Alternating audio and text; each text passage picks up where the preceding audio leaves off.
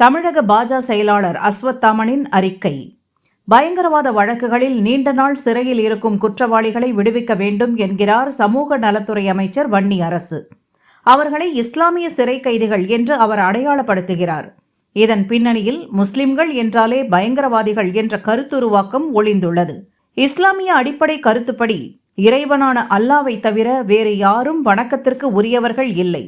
தாம் சார்ந்த தேசம் இஸ்லாமிய தேசமாக இல்லாத பட்சத்தில் அந்த தேசத்தை வணங்கக்கூடாது என்றும் கூறப்படுகிறது. உலகின் பல பயங்கரவாத இயக்கங்கள் இந்த அடிப்படையில்தான் இயங்குகிறது. வந்தே மாதரம் என்றால் இந்திய தேசத்தை வணங்குகிறேன் என்று பொருள். ஆனால் அந்த பாடல் முஸ்லிம்களுக்கு எதிரானது என்று அமைச்சர் வன்னியரசு சொல்கிறார். அதன் மூலம் அனைத்து முஸ்லிம்களையும் அடிப்படைவாத முஸ்லிம்களாக மறைமுகமாக பொதுமைப்படுத்துகிறார்.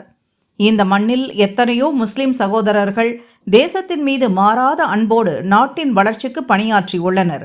அப்படி இருக்கும்போது அனைவரையும் தேசத்தை வணங்க விரும்பாத அடிப்படைவாத முஸ்லிம்களாக வன்னியரசு பொதுமைப்படுத்துவது நியாயமற்றது, கண்டிக்கத்தக்கது.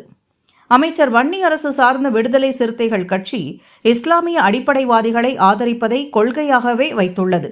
கோவை குண்டுவெடிப்பு குற்றவாளி பாஷா இறுதி ஊர்வலத்தில் கலந்து கொண்ட வன்னியரசு அவரை அப்பா என்று அழைத்து உருகினார். காஷ்மீர் பஹல்காமில் டூரிஸ்டுகளை பயங்கரவாதிகள் சுட்டுக் கொன்றனர். இந்த கொடூர நிகழ்வை மனசாட்சி இல்லாமல் போராடுபவர்கள் கவன ஈர்ப்புக்காக செய்த செயல் என்று விசிக தலைவர் திருமாவளவன் கூறினார். இஸ்லாமிய அடிப்படைவாதத்தின் ஊதுகுழலாகவே மாறிவிட்டது விசிக.